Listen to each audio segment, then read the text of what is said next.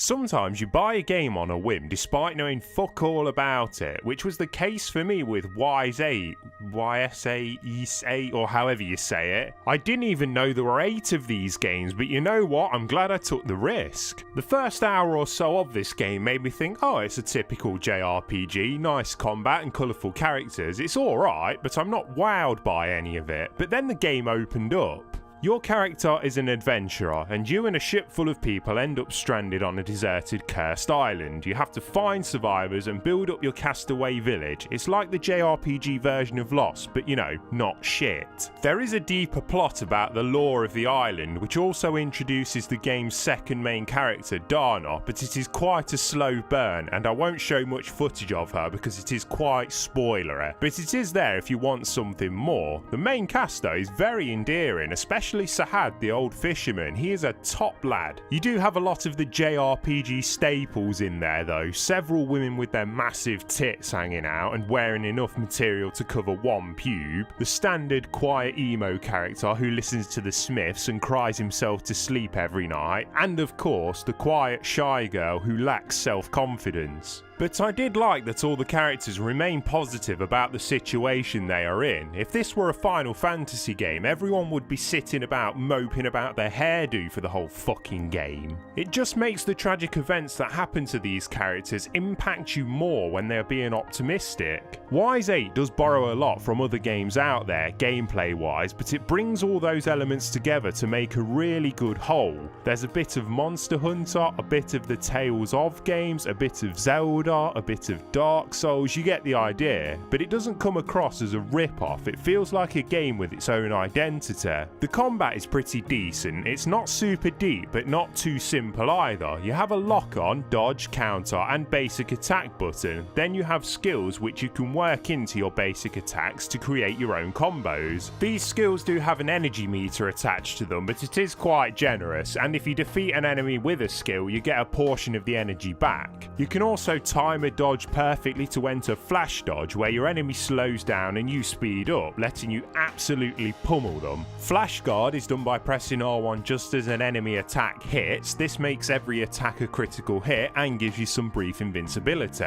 There's a little bit of rock paper scissors going on in the combat as well. Some enemies can be weak to either slash, piercing or blunt damage, so you will need a varied party to be able to cover all bases. It can feel a bit unnecessary at points, but it is a good reason to switch to your other party members and try them out. So the combat is fast, stylish and satisfying with a nice leveling up pace attached to it. It's a very hard game to put down once you get going, especially if you want to see and do everything. You get rewarded for everything you do. Every enemy drops materials to craft weapons and potions or trade with, and exploring gets you rewards from the camp's captain. Finding survivors helps you open up block paths and unlocks new shops and stock at your camp.